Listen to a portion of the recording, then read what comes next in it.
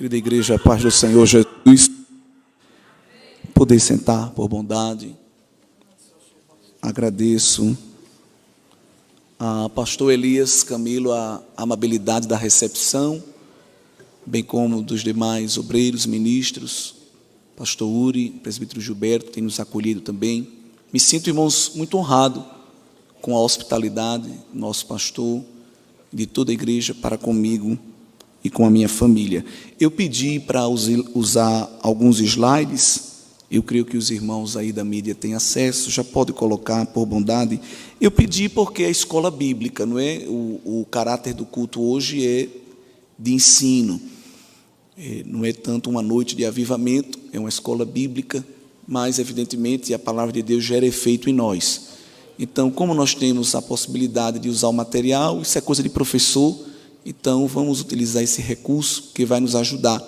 O tema que os irmãos escolheram é um tema apologético, e aqui nós não temos só jovens e adolescentes, tem irmãos de várias faixas etárias, tem o ministério da igreja, e todos nós como crentes precisamos estar fundamentando cada vez mais a nossa fé, enrijecendo aí este fundamento teológico, ainda que a gente não tenha acesso a um curso de teologia completo, mas só em estudar as Escrituras nós teremos acesso, evidentemente, às principais doutrinas, os principais ensinos que fundamentam a nossa fé, para que possamos nos posicionar nessa geração que o texto básico que vocês escolheram, utilizado do apóstolo Paulo ali em Filipenses, chama de corrompida, chama de perversa, em outras traduções, degenerada.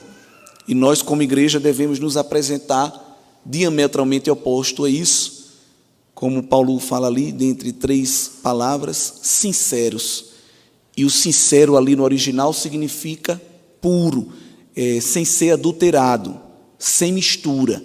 A mesma palavra para se referir a um vinho puro, a um leite puro, ou a um metal puro, sem liga, sem mistura com outros tipos de metais. Então, o cristão ele tem que se apresentar nessa última hora da igreja aqui na terra, puro e sem mistura. E eu quero aplicar isso no tocante à nossa fé. Em que é que a gente crê? Porque a fé cristã pós-moderna, com o uso aí da mídia, dos canais sociais, de tanto tipo de coisa que as pessoas chamam de teologia, está mais para ideologias do que teologias, ela está cada vez mais adulterada, amalgamada com muita coisa que não presta. Então nós vamos ter irmãos que estão em nosso meio e que têm um credo, uma confissão de fé, que partilha princípios nossos, mas que insere aqui algumas tradições que não são bíblicas. Então nós devemos cada vez mais trazer à tona, explicitar o que é que realmente a gente crê, para que a gente use como padrão verificador dessas outras palavras que vêm tentando entrar em nosso meio. O texto que o nosso querido irmão leu aqui, Paulo falando a Timóteo aqui na primeira carta, capítulo 4, orienta no verso 7 a rejeitar. E o verbo aqui fala de uma ação mesmo que não tem diplomacia. O que não presta no tocante ao ensino da palavra, aquilo que vem a desdizer, aquilo que vem negar a palavra de Deus, deve ser rejeitado. Não há atitude diplomática no reino dos céus, não devem ser feitas concessões. Então ele orienta a rejeitar fábulas profanas e de velhas. Outra versão fala de falatórios dos insensatos, porque é isso que muitas vezes o inimigo tem utilizado. Falatórios de tolos que têm aparência de piedade, e que, na verdade, nem eles mesmos sabem aquilo que eles estão falando. Então, que Deus continue despertando a igreja para momentos como esse. É importante buscar a unção, o poder, a manifestação dos dons, mas precisamos lembrar que a nossa vida não se resume aos cultos congregacionais. Nós fomos chamados, cantamos aqui para lutar como soldados da fé. Judas, apóstolo, diz que nós devemos lutar ou batalhar pela fé que uma vez foi dada aos santos. E nós não lutamos com armas carnais. A nossa única arma de ataque é a espada do Espírito, que é a palavra de Deus. Que Deus nos ajude e continue iluminando os nossos corações. Mas vamos aí ao slide. Eu coloquei alguns desafios que nós encontramos neste momento. Poderia aqui fazer uma lista com mais de 20, mas há 3 correntes filosóficas que se tornaram correntes ideológicas e que em alguns lugares são posturas até de fé, são posturas religiosas: materialismo, o relativismo e o pós-modernismo. Os irmãos aqui já sabem o que significa, não estou aqui para ensinar, só para lembrar, mas a nossa sociedade é uma sociedade materialista, e quando nós falamos de materialismo, não é o apego ao consumismo, apego ao dinheiro, é muito maior do que isso, e eu quero falar do materialismo numa vertente que vem confrontar a nossa espiritualidade. Materialismo como corrente filosófica assentou as bases da ciência moderna e pós-moderna, nos ensinando que só existe aquilo que é palpável, aquilo que a gente toca, aquilo que a gente vê. Logo, o que a gente não vê, o que não pode ser colocado na balança de precisão, no tubo de ensaio, o que não pode ser medido, esquadrinhado, não existe, deve ser jogado para o andar de cima da subjetividade e, evidentemente, nós não devemos ter interesse nisso. Isso é um grave problema, porque a fé cristã não está baseada somente no que é palpável, no que é tangível. Se nós lermos Carta aos Hebreus, que é um texto lindo, um texto até poético, no capítulo 11, somos ensinados que a fé é o firme fundamento das coisas que se esperam e a prova das coisas que se não veem. Então, quando eu vou para a teologia, a filosofia materialista entra em ruínas, porque a fé cristã, a fé bíblica, ela transita também na esfera do imaterial, na esfera daquilo que não pode ser compartimentalizado num pote, porque é transcendente, e o nosso Deus é um Deus transcendente. Ele não pode ser confinado a propriedades temporais, porque Ele é eterno. Ele não pode ser confinado a propriedades materiais, porque Ele é espírito. Ele não pode ser confinado a propriedades energéticas, porque Ele mesmo é o nosso fôlego, é a nossa energia, é a nossa matriz de vida.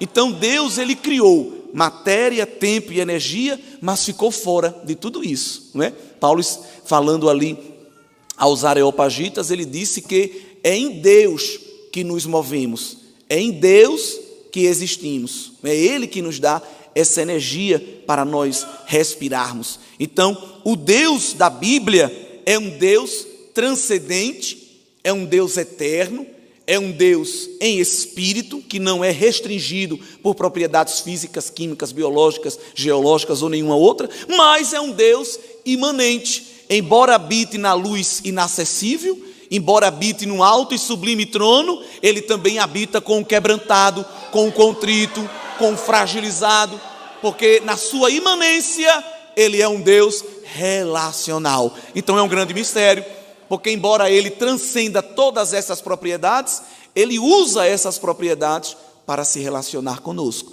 Então o materialismo tentou negar Deus, mas no final de tudo, a fé cristã não pode ser destruída pela corrente materialista, porque nós podemos observar, evidentemente, que o mundo espiritual, ele é muito maior do que isso que nós estamos vendo aqui. Cuidado para você não se tornar um crente materialista, não é? Um crente que é empírico, é aquele crente que diz: não, irmão, eu sou muito equilibrado, eu sou um crente que eu consigo colocar a minha fé bem assentada, não é, no método científico, tem que passar pelo escrutínio da minha opinião para eu saber se é verdadeiro ou não. Cuidado, porque Tomé, ele queria uma fé empírica, ele tinha fé, mas a fé dele era empírica, era restrita a exames corporais. E Jesus deu a Tomé uma frase linda, uma das frases mais lindas do Novo Testamento, que ele disse: Tomé, tu viste e creste, mas bem-aventurado é um povo que não viu, mas creu. Glória a Deus. Outro desafio que nós estamos vivendo, esse desafio é seríssimo, é a segunda palavra que coloquei no slide, é O relativismo.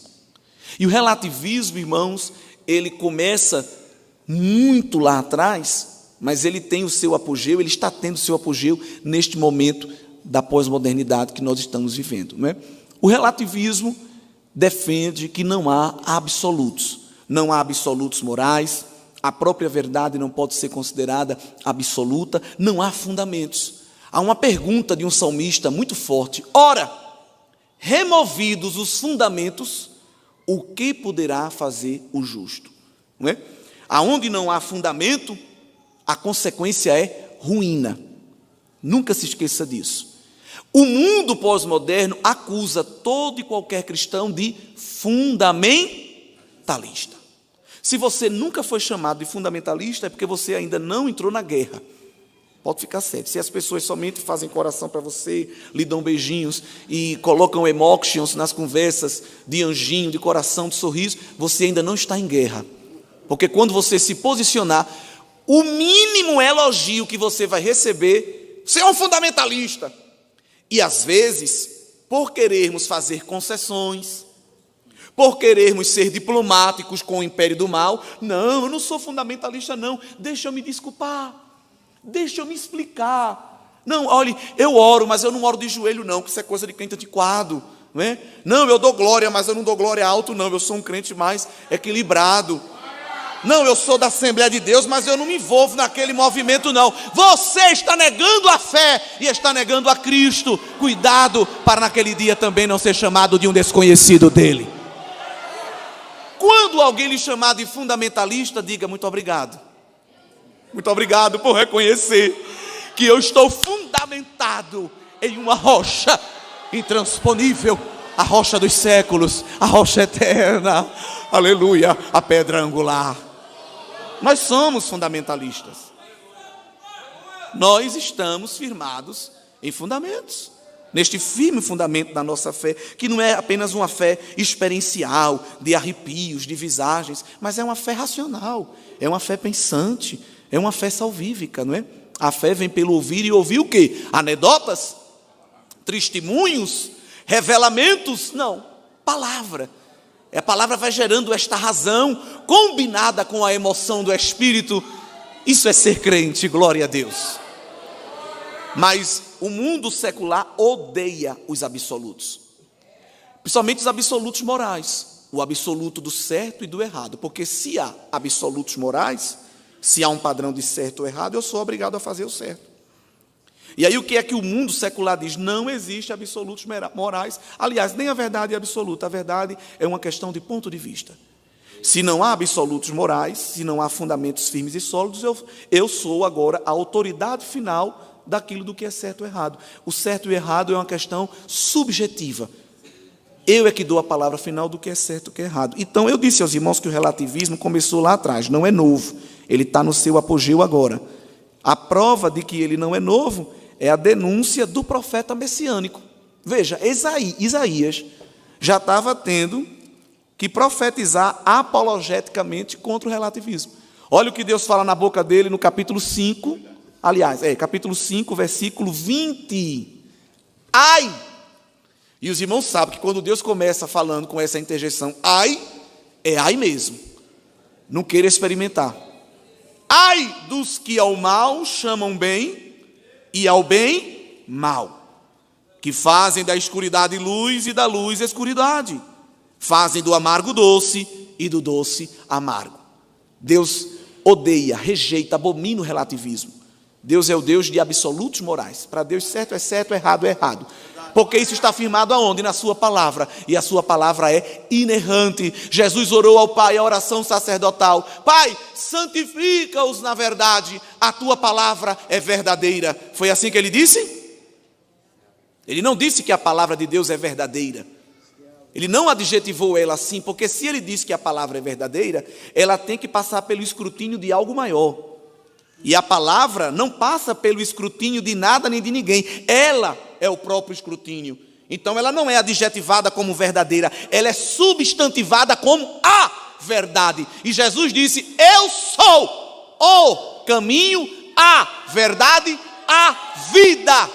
Ninguém vem ao Pai se não for por mim. Pode ir em Varanasi, pode ir em Lourdes, pode ir em Xangai, pode ir em qualquer lugar, mas ao Pai não tem vários caminhos, só há um. O Evangelho é exclusivista no tocante ao acesso à salvação. Presta atenção, eles também nos elogiam de exclusivistas, e quando chamar, não diga, não, eu sou inclusivista. Não diga isso, não, eu sou mesmo. No tocante ao acesso ao Pai, nós somos exclusivos. Só Jesus e nada mais, o resto é resto. Cuidado para não virar um crente ecumênico, indo para culto de formatura de faculdade, sentando do lado de pessoas de vários credos, e não é verdade, todos os caminhos levam a Deus. Cuidado. Se você está dizendo isso publicamente, lembre-se do que Jesus poderá dizer de você publicamente naquele dia.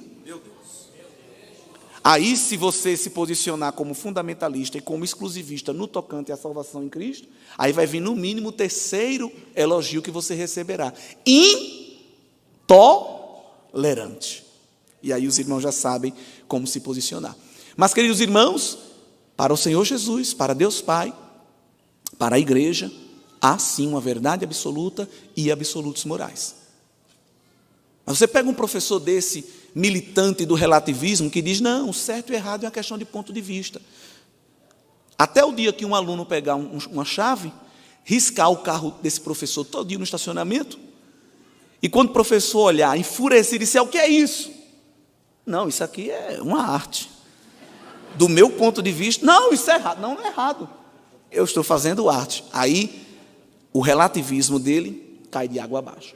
Não precisa fazer 4 anos de filosofia em Harvard para derrubar o relativismo. Você derruba o relativismo com um silogismo, que os irmãos sabem o que é. 3 curtas frases, uma ferramenta filosófica fantástica. Não existe verdades absolutas. Frase 1. Frase 2. Esta frase é uma verdade. Frase 3. Logo, dizer que não existe verdade absoluta não pode ser uma verdade absoluta. Aí destrói. Ou então, ao contrário.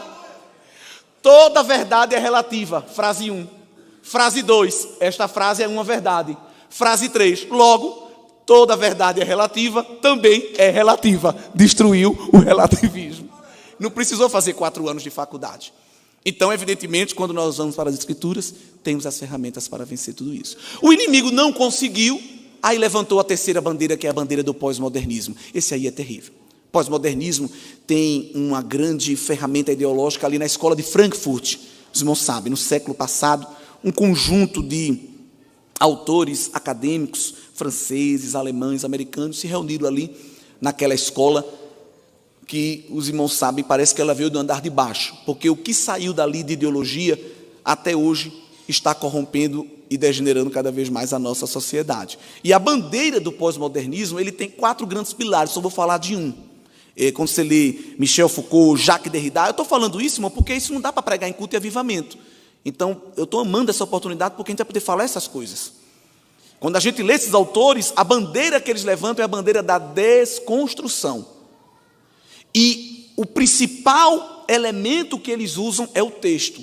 Para eles, não existe um texto absoluto. Todo texto pode ser desconstruído em um outro contexto, a partir da autoridade do intérprete. Veja, isso começa numa escola filosófica, mas vai desembocar nas escolas teológicas. Em que sentido?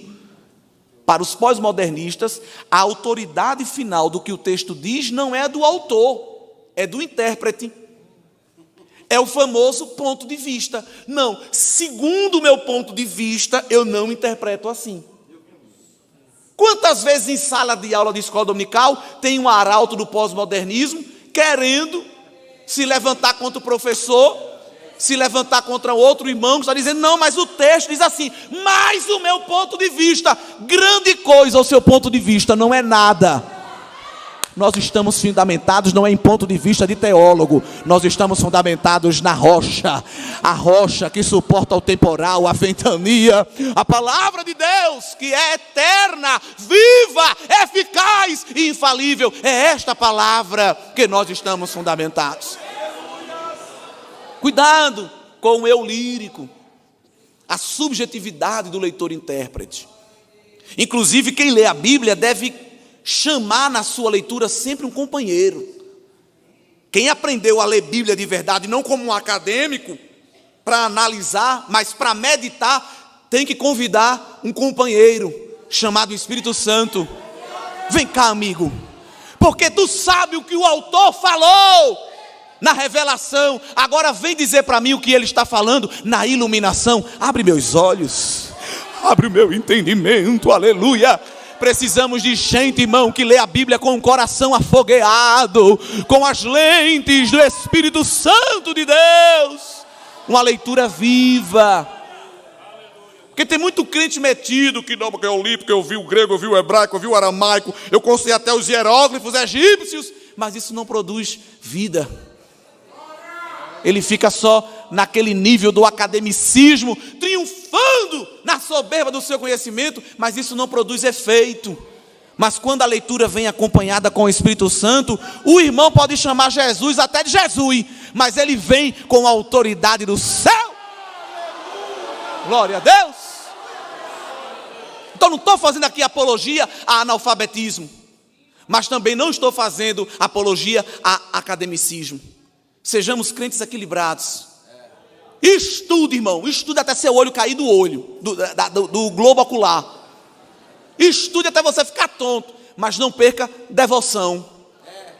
Não perca o fervor. Porque de que adianta saber tanto original, e não ter mais a graça da leitura de quem está falando aqui, aleluia, e revelando os segredos e os mistérios que enciclopédia nenhuma tem, mas somente Ele. Louvado seja Deus. Vamos para o próximo slide. Irmãos, eita, dá para vocês lerem? Dá. Isso aqui eu queria falar. Eu estava lendo muita coisa esses dias para procurar referência, para não trazer só minha opinião. Essas fábulas profanas, essas ideologias, elas estão entrando na igreja. Vãs filosofias, muita coisa estranha. E o inimigo das nossas almas, ele é terrível. Quando ele não vence o povo de Deus pela pressão, ele vence pela sedução. É que tem que ter muito cuidado. Quando ele vem beligerante, quando ele vem ofensivo, é até melhor, porque você está vendo, ele está explícito. O perigo é quando ele vem sagaz, sutil, sorrateiro. É perigo. Por isso tem que ter discernimento, para perceber que ainda assim é ele. E ele percebe que a igreja despertou em grandes avivamentos e não ia mais engolir qualquer comida que ele lhe trouxesse. Então, o que foi que ele fez? Eu não vou negar as escrituras totalmente. Eu vou negar parcialmente. Esse é o perigo da igreja do nosso tempo. Porque como o inimigo quis negar totalmente e viu que Deus tinha nas trincheiras da batalha da fé os seus soldados fiéis, disseram, não, a palavra de Deus é essa mesmo. Aí ele vem agora com a segunda corrente, não é a palavra de Deus, contém. Os irmãos sabem, nós estamos falando de uma teologia liberal, neo-ortodoxa, né, que diz, não, ela até tem a palavra de Deus, mas com ressalvas. E aí tem dois sociólogos que criaram uma pesquisa, visitando a juventude ali na virada do milênio, de várias igrejas americanas, com questionários, com entrevistas semi-estruturadas, para tentar discernir o que é que os jovens cristãos americanos criam. Como é que eles viam Deus? E aí eles chegaram à conclusão desses 5 itens aí, que eles vão denominar de deísmo moralista terapêutico. Em que consiste o credo desta juventude da virada do milênio? E aquela juventude, aqueles adolescentes têm a minha faixa de idade hoje. Eles creem que existe um Deus que criou e governa o mundo e que observa a vida humana na terra. Eles também acreditam que esse Deus quer que as pessoas sejam boas, simpáticas, honestas umas com as outras, se relacionem bem, como ensina a Bíblia e a maioria das religiões do mundo. O principal objetivo da vida é ser feliz e sentir-se bem consigo mesmo. Não é necessário que Deus esteja particularmente envolvido na nossa vida, nem na de ninguém, exceto quando a gente precisa dele. para resolver um problema. E a maioria desses jovens crê que os bons vão para o céu quando morrem.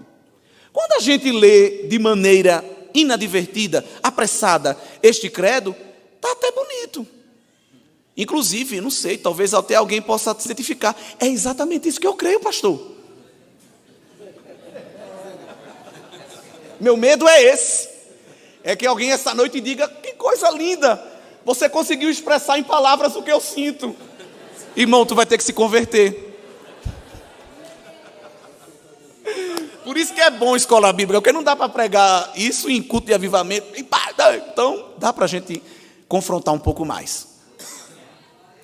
Vamos tentar detectar nesse slide as principais areias movediças. Existe um Deus que criou e governa o mundo. Nós cremos que Deus é criador, mantenedor e sustentador.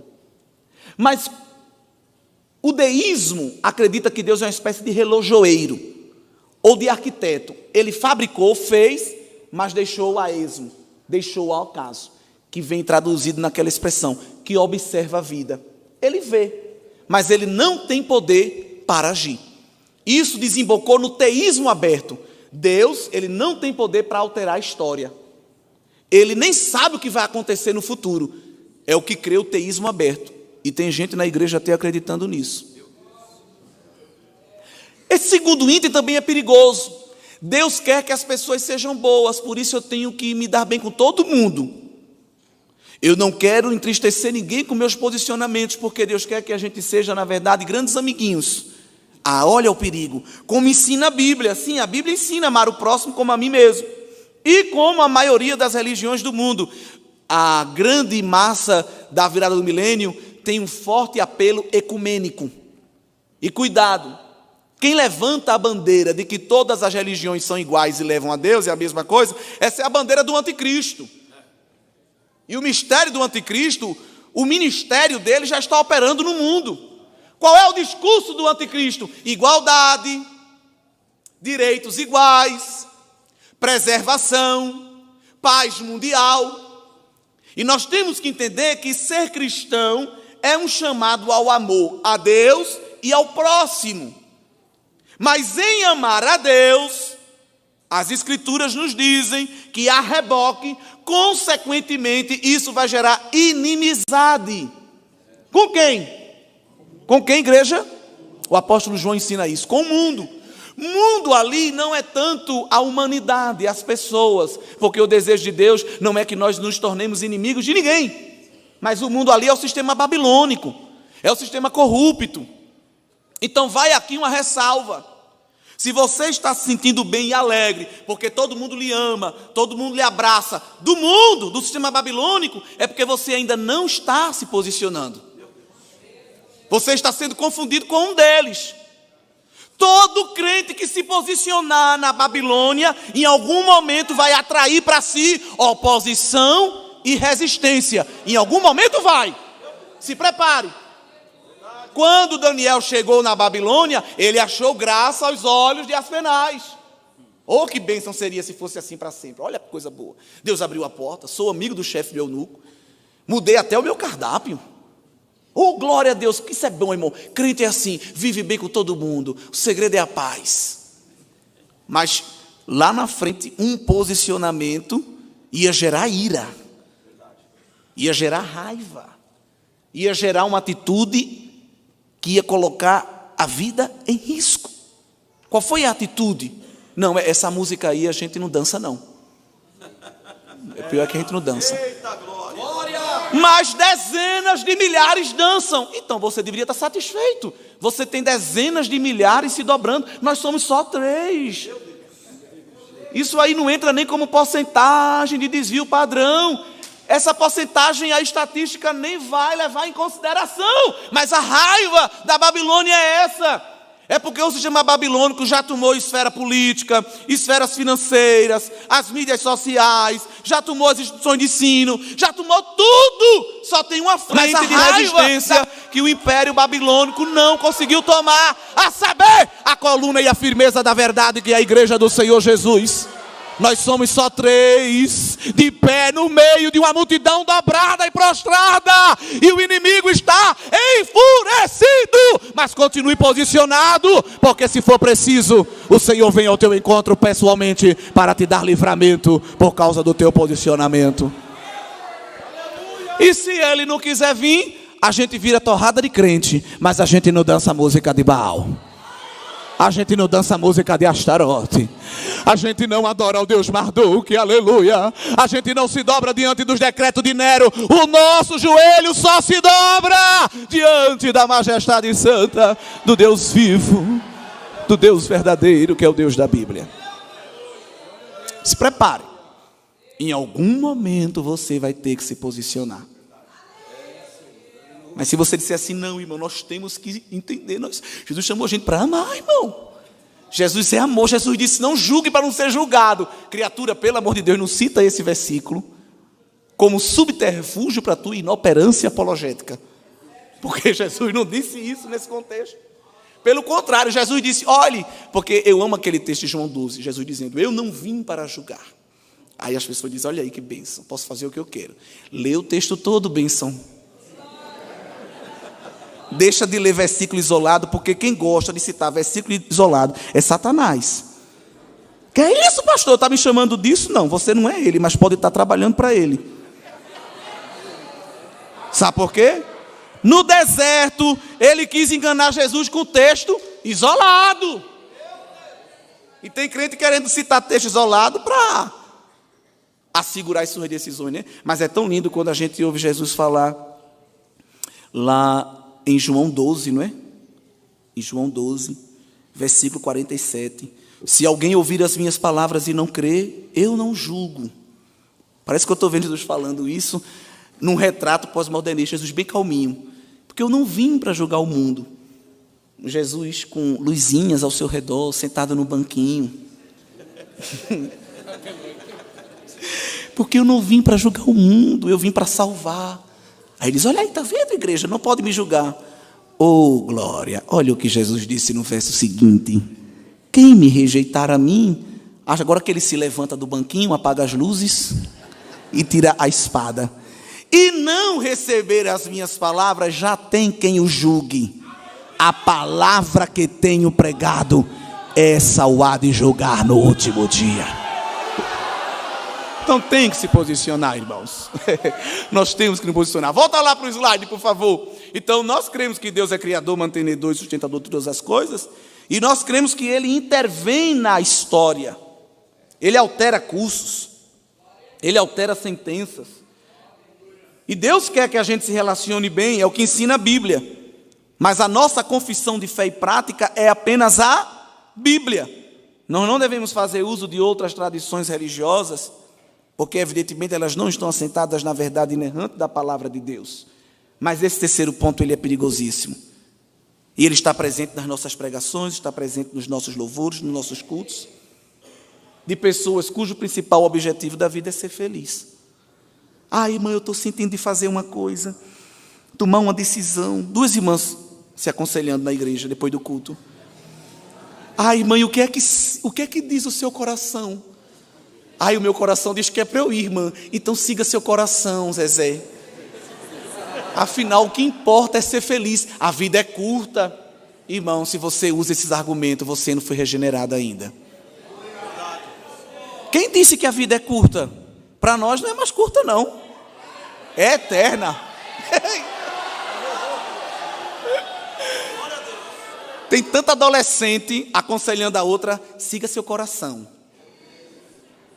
Nunca leu Jeremias 17. Enganoso e perverso é essa bombinha que está batendo aí dentro. Enganoso e perverso é o coração do homem. Quem o conhecerá? Pergunta retórica. Ninguém. Crente não segue coração não, irmão. Crente segue o quê? Palavra. Lâmpada para os meus pés é a tua palavra e luz para o meu caminho. A palavra é farol de neblina, é farol de perto, é farol de longe. Aleluia. Observe que a palavra mostra onde eu piso e ainda onde eu vou pisar. É lâmpada para pé e luz para caminho. Quem está na palavra sabe onde está e sabe ainda para onde vai. Glória! Olha Deus acendendo o farol e dizendo: pisa aqui não que tem embaraço, aqui tem laço, aqui tem tropeço. Desvia, altera a rota, porque eu quero te livrar da queda, para que tu chegue na nova Jerusalém. Aleluia! Não porque um guru, o horóscopo, o alinhamento dos astros. Vai seguindo isso aí. Vai seguindo.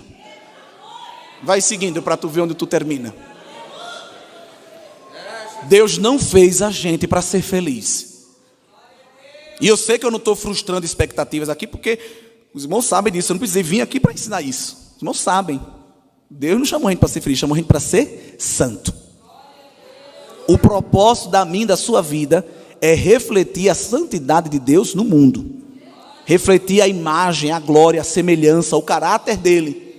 Deus não chamou a gente para dar a volta por cima, para reinar, para conquistar, para viver os sonhos, os ideais. Não, olha, isso aí é tudo invencionice ideológica, de ideologia triunfalista, que entrou em muitas músicas e muitas pregações.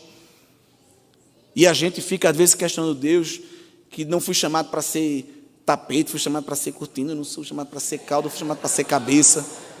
Tem uns que não querem nem mais honra, quer a dupla honra.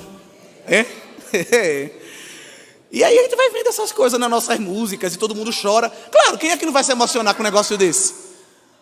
Deus dizendo que vai lhe dar tudo isso.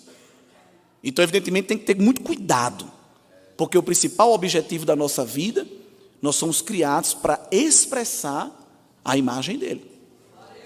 Esse texto que os irmãos escolheram de Filipenses 2, o apóstolo Paulo está dizendo isso à igreja de maneira enfática e sem arrudeio, no verso número 15. Filipenses 2 e 15. Deus não está chamando a gente para ser príncipe dele, rei disso, daquilo. Não. Ele chamou a gente para a gente ser irrepreensível, sinceros, filhos de Deus inculpáveis, no meio de uma geração corrompida e perversa, entre a qual resplandeceis como astro no mundo.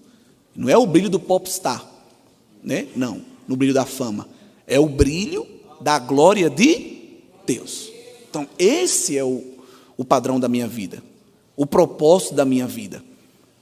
E se eu falho nesse propósito, eu estou falhando com o próprio Deus. Então, isso, irmãos, foi assentado da psicologia freudiana, que quis tirar Deus como ser central da vida e colocar o próprio eu. Freud, e se tem psicólogo aqui, sabe o que eu estou falando? E até está sendo transmitido, eu não vou nem falar, porque se não tivesse eu ia falar algo aqui que era até mais forte. Mas os irmãos sabem que a psicologia freudiana, ela termina por ajudar o império do anticristo. Eu não estou aqui desmerecendo a ciência, ela tem a sua valia. E louvado seja Deus por isso, porque foi Deus que criou a ciência, dando ao homem a inteligência. Mas a psicologia freudiana botou Deus lá no quartinho, no canto, num sótão, num escanteio, e ascendeu, elevou o meu eu subjetivo a uma posição de autoridade. É o evangelho da autoexaltação. O culto ao desejo. O que é que Freud ensina? O que é que a Bíblia ensina? Que eu tenho que matar o meu corpo, mortificar a carne, suprimir os meus desejos. O que é que a psicologia freudiana ensina? Não, você tem que botar o desejo para fora. Porque o seu eu, o seu ego, a sua vontade está acima. E o evangelho é algo oposto. Então, quando uma criatura está sentindo, e pergunta, irmão, o que é que eu devo fazer? O que você está sentindo, minha filha? Faça. Esse não é o caminho bíblico.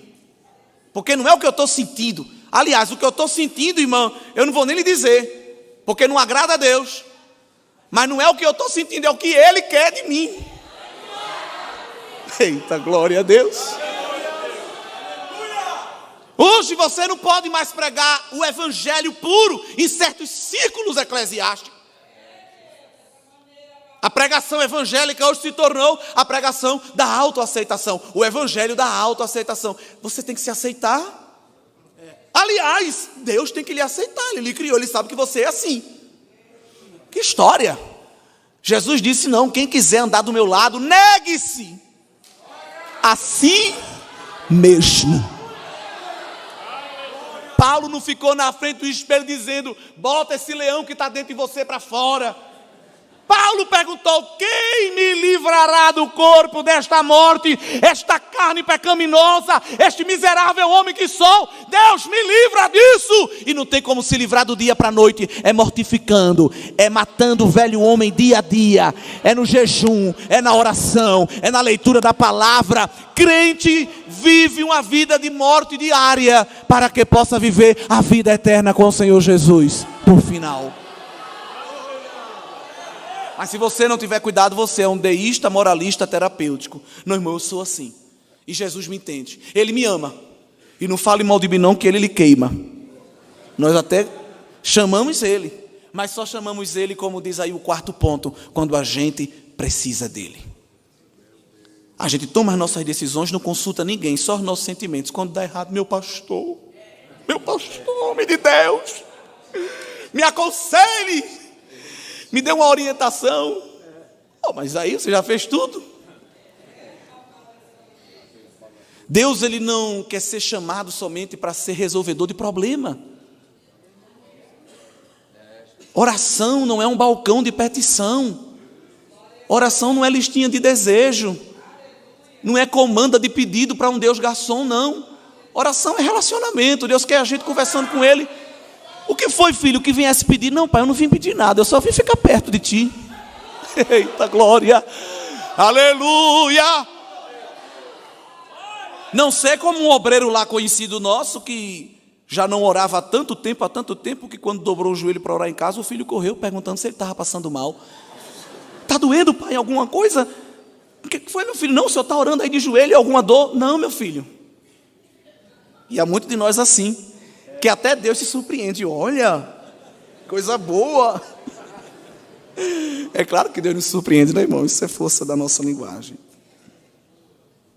Que Deus nos guarde desse deísmo moralista terapêutico, e que Ele encontre na igreja verdadeiros adoradores, que se submetem à vontade dEle, que é boa, perfeita e agradável. Ainda que eu chore, ainda que eu perca, ainda que eu sofra, mas a leve e momentânea tribulação não há de se comparar com o peso eterno de glória que há de ser revelado em nós. Glória a Deus. Passa aí para frente, querido irmão. Temos mais alguma coisa para meditar esta noite nessa escola bíblica, além desses 5 pontos. Temos que ter cuidado com esse caminho de pregação, de falso culto, cujo objetivo é melhorar a autoestima, gerar uma felicidade subjetiva e fazer com que todo mundo se relacione bem. Esses são os principais objetivos dessa religião pós-moderna, que de maneira ideológica quer adentrar sorrateiramente no nosso meio. Precisamos estar com os olhos espirituais abertos, a audição espiritual bem aguçada, para evidentemente se posicionar. Porque o nosso Deus nos chamou para o evangelho do sofrimento, o evangelho da renúncia, o evangelho da autonegação. E todos os homens e mulheres de Deus aprenderam, já quando foram chamados por Cristo, que sofreriam por Ele, e que só há coroa para quem carrega cruz.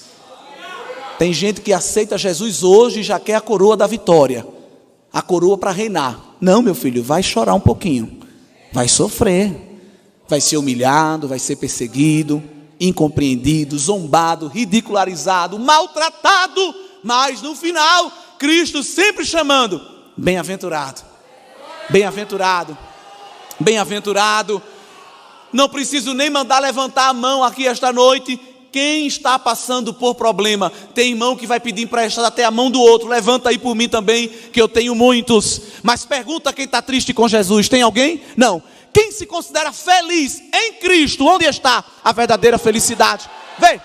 Vê se tem alguém que quer abandonar o Senhor. Não, porque quem vem a Cristo pelo que Ele é, suporta as lutas desta vida, porque está servindo ao Senhor, para ter um relacionamento com Ele, para viver com Ele, para ser como Ele é. Esse é o evangelho que nós cremos. Precisamos de momentos como esse para fortalecer e fundamentar a nossa fé. Eu coloquei aí um quadro de informações que a gente precisa, irmãos, nessa última hora da igreja aqui na terra, fortalecer e fundamentar no tocante ao nosso credo, para as nossas pregações, nossos louvores, e para os trabalhos que nós fazemos a fim de alcançar as pessoas que estão lá fora, né? Toda a igreja precisa de uma fundamentação filosófica, teológica e evidencial. Ai, meu Deus, vou ter que fazer 4 anos. Não, não precisa. Bíblia, cultos como esse, escola dominical, culto de ensino. Nós temos muita ferramenta boa, muitos canais no YouTube, muita gente boa, né? Não vá logo lá, escolha, selecione o seu pastor, o seu professor da EBD, um obreiro, que na igreja é uma referência. Irmão, olha, eu achei esse canal aqui, o que é que acha, né? Às vezes ganha lá um livro de Ellen Golding White, sobre... Aí, tá um livro de escatologia, Glória, eu estava precisando. Calma, cuidado. Chegue para alguém, irmão, o que é que você acha, né? Isso aqui dá, não dá, como é que faz? Para que a gente, evidentemente, não esteja incorporando à nossa fé fábulas que não condizem com a nossa confissão. Mas há 3 áreas aí que o inimigo trabalha e que, evidentemente, nós devemos ter muito cuidado para fortalecer a nossa fé. Eu coloquei no slide, na primeira coluna, destaquei, já falei aqui sobre padrões absolutos morais e sobre a verdade, né? A verdade é absoluta.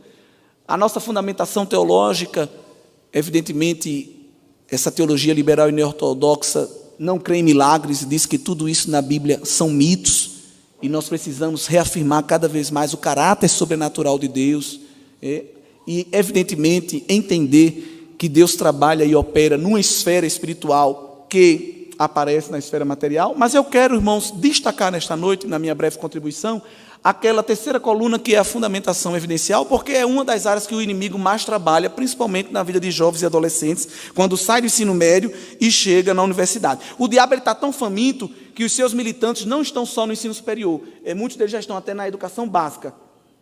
Eles já estão no ensino médio e já estão chegando até na educação infantil. Então, nós precisamos cada vez mais fortalecer essa fundamentação apologética em relação às evidências da ressurreição do Senhor Jesus e também de que a Bíblia é a palavra de Deus. Não é? Essas perguntas, os documentos do Novo Testamento são confiáveis, Jesus realmente ressuscitou dentre os mortos, são perguntas que você vai ouvir muito aí fora. Com certeza você já ouviu alguém dizer, não, eu não creio na Bíblia porque a Bíblia é feita por homens. Isso é uma frase, irmão, que você destrói rapidinho. Ah, tá bem. Você toma remédio?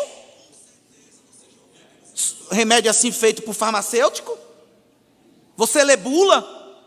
Não, mas não deveria. Você toma remédio? Você confia no farmacêutico. Sabia que remédio foi feito por homem? Você sabia que a bula lá é assinada por um químico, um farmacêutico? Não é? Ah, então você não anda em avião, né? Carro, muito pouco, nem moto. Não, claro que anda. Mas foi feito por homem. Aí você destrói esse argumento. Mas claro que o nosso argumento não deve ficar só aí. Isso é um argumento bem assim do dia a dia, né? Porque tem como você vencer certas batalhas apologéticas sem muita coisa. Mas é claro que a gente tem que estar preparado com ferramentas para avançar a argumentação. Eu tenho um colega um amigo, que é matemático, acadêmico, cristão, fervoroso, e estava no mestrado numa universidade pública, e tinha um colega de classe ateu, militante, daquele jeito, irmão, cheinho. Vocês sabem. Aí ficava assim, olha, zombando da fé do irmão. Zombando da fé do irmão, zombando. O irmão muito inteligente, muito pacato. Uma árvore frondosa do fruto do Espírito. Ele é muito calmo, esse irmão. E o ateu lá, meu Deus, que Deus, que Deus. Até que um dia ele estava tão irado que disse, eu odeio Deus. Aí o nosso querido amigo diácono da igreja disse, então você crê que Deus existe? Não, claro que eu não creio, eu odeio. Mas como é que pode odiar uma coisa que não existe? Você tem até sentimentos em relação a Deus? Destruiu, não precisou de slide, de matemática, não precisou de citar nomes de filósofos. Não, só com uma frase. Outra vez recebi um adolescente no final do culto, lá onde pastorei. Ele se considera ateu. Bem novinho ainda, estava no ensino médio. A sua avó, a mulher de Deus, congrega conosco, que ele viu no final do culto, com uma posição, já chegou assim no púlpito assim, quer falar com você. Eu digo, certo, fique aí. Atendi todo mundo, deu chá de cadeira nele, depois, agora, sim, pode vir. Senta aqui, meu amado. Ele disse, não, porque é o seguinte, você sabe que eu não creio em Deus, né? Deus para mim não existe. Eu digo, não, tudo bem. Ele disse, então eu quero fazer só algumas perguntas aqui para analisar o seu credo. Eu digo, certo, claro, fica à vontade. Pode fazer a sabatina. Foi 3 perguntas, eu pensei até que ia ser mais. Ele disse, primeiro, essa coisa, e nesse dia eu tinha até pregado, ele pegou algumas coisas da pregação, ele ficou a pregação todinha assim, 17 anos, balançando a cabeça assim, olhando para mim. Esse negócio de que Deus manda, de que Deus ordena, que é a vontade de Deus, é tanta ordem, como é que eu posso amar alguém que só me dá ordens? Aí eu disse, você tem pai? Tenho. Você gosta dele? Gosto. Ah, então acho que seu pai somente faz o que você quer, não é isso? Na sua casa não tem ordem, não tem lei, não tem... Não, mas tem a ordem. Eu digo, então você odeia seu pai? Não, eu amo ele. Eu digo, exato. Assim é o amor ao Pai Supremo Deus. Você sabia que a liberdade de um peixe é ficar dentro do aquário? Ele pode olhar para aquele aquário e dizer, eu quero liberdade. No dia que ele sair, ele morre. Liberdade irrestrita gera morte, meu jovenzinho. Não, vamos falar nisso não. Eu tenho outra pergunta, eu digo, diga. Inclusive, ele nunca mais foi no culto, faz um tempão já. Esse negócio de dizer que Deus criou e tudo mais. É tanta lei, é tanta coisa. E eu não entendo isso, porque evidentemente o mundo vive assentado na aleatoriedade. Eu disse, qual é a disciplina que você mais gosta? Acho que você está no ensino médio, eu estou no 3º ano, gosto no físico. Eu digo, coisa boa. Então você sabe que pelo menos nós temos aí uma série de quase 20 constantes universais, leis fixas que organizam a Terra. Se a gente mudasse algumas casas decimais dessas leis fixas, a gente não estava nem aqui conversando, não é? Ele disse, é verdade, mas não vamos falar nesse assunto não, de ciência não. Eu disse, não, você que começou. Outra pergunta, esse negócio de Deus é mistério. Para que eu me relacionar com Deus que é só mistério? Eu digo, não, ele não é só mistério. Você sabe qual é o último livro da Bíblia, irmão? Ele disse, Apocalipse. Eu disse, tu sabe o que significa a palavra Apocalipse? Não. Eu disse, revelação. Deus encerrou o cano dizendo muito mais que ele revela do que ele esconde. Olha, eu vou me embora, outro dia a gente conversa. E ele foi. Então veja, não precisou de slide, de cálculos, de nada. Se você conviver bem com Deus e com a palavra de Deus, Ele vai te usar para defender a fé. Glória ao nome de Jesus. Mas é claro que se nós pudermos estudar um pouco mais e nos apoderarmos de recursos, a gente evidentemente defende a fé, como disse o apóstolo Pedro, explicando com mansidão a razão da nossa esperança. E quando a gente chega na faculdade, na escola, não, porque a Bíblia é um livro antiquado, ultrapassado, foi feito por homens, e a Bíblia é cheia de erros, nunca leram a Bíblia, mas eles advogam e militam esta causa. Aí você pode entrar antes da Bíblia na esfera da história ou da filosofia, que nos ciclos acadêmicos são amplamente aceitos. Você diz assim, amigo, você já ouviu falar na obra de Ilíada, de Homero? Uma das grandes obras do mundo ocidental, né? Coloca aí, amado, por gentileza. Homero, esse primeiro busto aí, escreveu Ilíada, que é uma poesia grega fantástica e tremenda. Hoje, essa geração não conseguiria produzir nenhuma estrofe daquela. Quando você pega a quantidade de cópias de Ilíada, não chega nem a 2.000, são 1.850. E entre a cópia original, a composição original, a escrita, manuscrito original, e as primeiras cópias mais antigas, nós temos um intervalo de entre 400 e 500 anos, entre a composição original e as primeiras cópias, que naquele tempo não tinha xerox. Quando nós vamos para Platão e Aristóteles, que são reverenciados aqui no mundo ocidental, assentaram a nossa filosofia, nós temos 1000 anos de diferença entre a composição original e as primeiras cópias. Mas ninguém questiona a veracidade do que Platão e Aristóteles falou. Você já viu alguém falando na faculdade ou na escola? Não. Agora vamos para o Novo Testamento, por gentileza. Novo Testamento, eu não estou falando da Bíblia toda, só Novo Testamento. Só de manuscritos do grego, fora as outras línguas próximas, só do grego, nós temos quase 6.000 manuscritos. Se a gente for somar as outras línguas, são quase 25.000 manuscritos só do Novo Testamento. E o intervalo entre a composição original e as primeiras cópias, em torno de 50 anos. Então é mais fácil acreditar numa obra que tem 1000 anos de intervalo entre uma cópia e outra, ou uma que tem só 50 anos. Mas isso aí a Globo não mostra. Bota aí o próximo slide. Essa foto aí é um papiro de João 18, o manuscrito mais antigo do Novo Testamento encontrado. A Bíblia é cheia de erros, nunca leu. Pega aí 3 frases. Você ganhou 10 milhões de reais. Tu ganhaste 10 milhões de reais. Ou um irmão mineiro, 6 ganharam 10 milhões de reais. As 3 frases são iguais. No tocante à mensagem, mas diferentes na composição. Se nós pegarmos a terceira frase e a segunda, elas só possuem 5 letras iguais. De 27 caracteres, a terceira frase, ela só tem 5 caracteres iguais, ou 5 letras iguais à frase 2. 19% de igualdade. Mas a mensagem nas 3 é a mesma. Os erros que eles falam são translocações de palavras. Não, é de letras. Às vezes o escriba esqueceu de botar uma letra, ou duplicou uma letra, ou mudou uma letra de lugar, de maneira que a frase, a composição original não muda.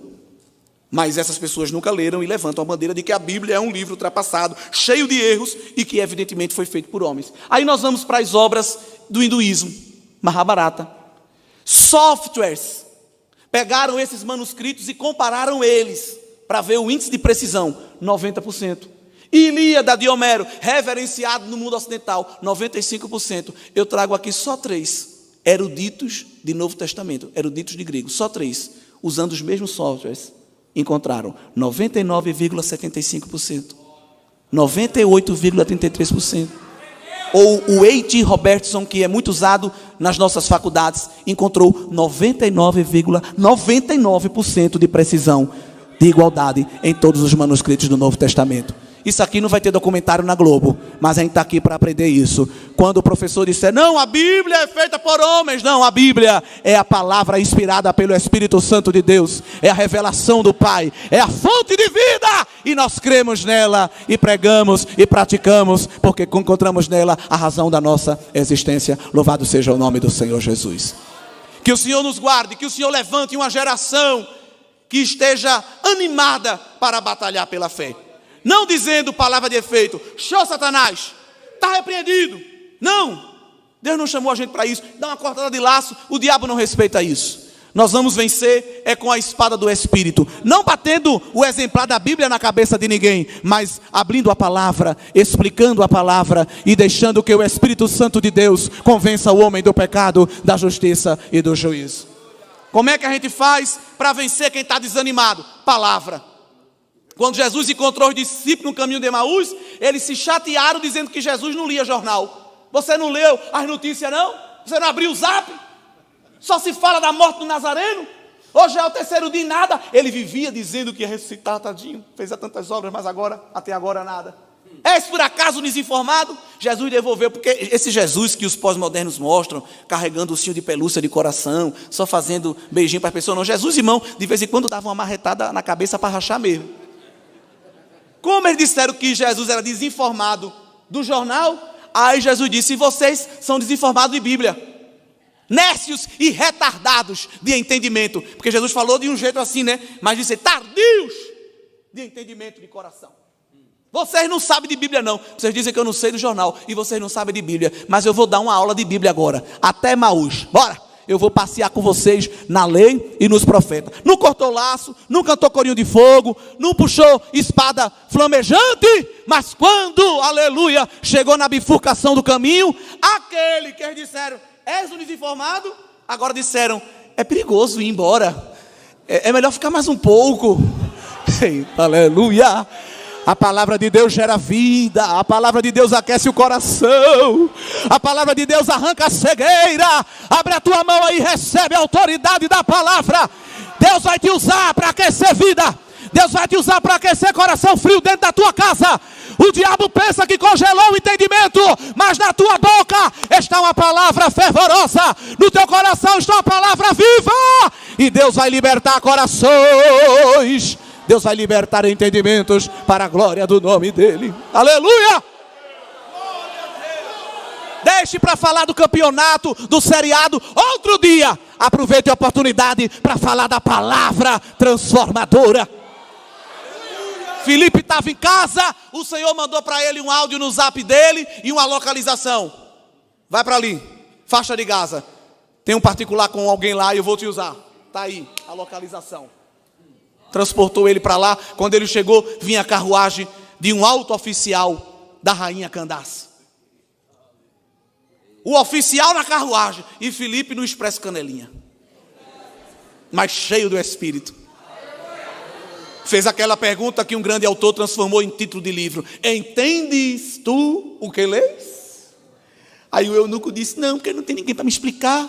Não tinha, varão. Cheguei agora. Aula, aleluia, de discipulado. Então sobe aqui na carruagem, me dá essa aula. Eu comprei esse chaveirinho, era um souvenir, irmão. Era uma lembrancinha da viagem, mas virou lição de EBD. Eu estou lendo aqui esse mistério, não estou entendendo.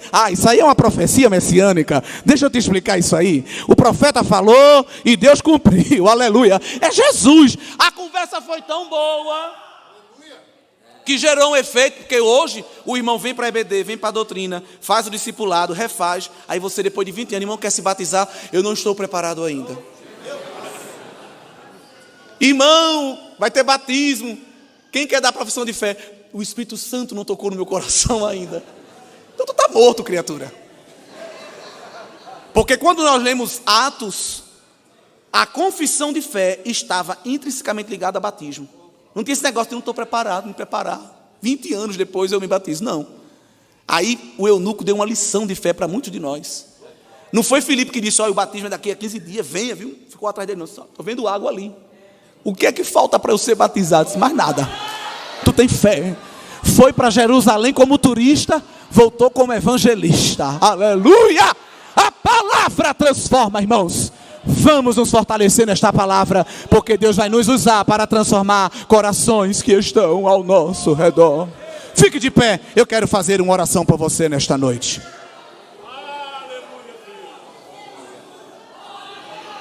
Aleluia! Deus vai levar você para grandes instâncias, vai colocar você em grandes círculos. Aleluia! Vai te dar a oportunidade de estar diante de homens poderosos. E Ele vai usar a tua boca, anônimo do céu. Aleluia! Quem é esse? Quem é essa? Sei não. É um santo homem de Deus que passa por aqui. Aleluia! Fecha os teus olhos, Senhor Deus e Pai. Obrigado por esta noite. Nós estamos no teu quartel-general, recebendo a munição da palavra, recebendo as ferramentas do teu Espírito. Tu sabes das guerras travadas, tu sabes das lutas renhidas, das pelejas tremendas, de alguém, Deus, que está nas trincheiras da fé, sendo zombado, ridicularizado, às vezes até hostilizado. Mas tu prometeste que estaria conosco todos os dias. Tu prometeste que o teu Espírito nos ensinaria o que haveríamos de falar. Então, como um servo teu, eu te peço nesta noite, desce sobre nós porções reveladas da tua palavra. Equipa a tua igreja com a autoridade do céu. Senhor, dispensa aqui ciência da palavra, aleluia. Derrama aqui nesta noite palavra de sabedoria. Senhor, tu tens nos dado inteligência, tem nos dado internet e banda larga, tem nos dado, Senhor, canais sociais, mas nós queremos poder do teu Espírito. Sobre a Minaia. Nós queremos, Senhor, intrepidez da palavra. Nós queremos o espírito de ousadia que Paulo disse que Timóteo tinha. Derrama agora uma ousadia do céu.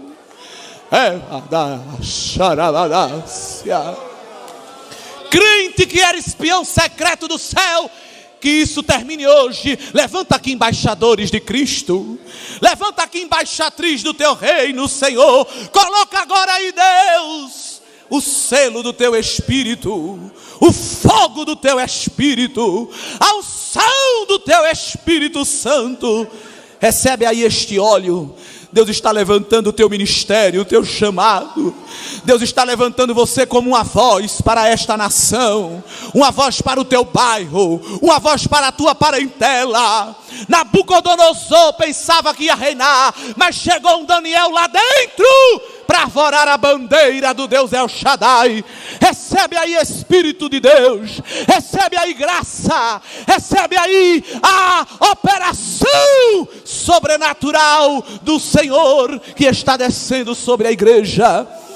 O Senhor vai te dar graça para vencer, o Senhor vai te dar autoridade para repreender o mal que vem sorrateiro.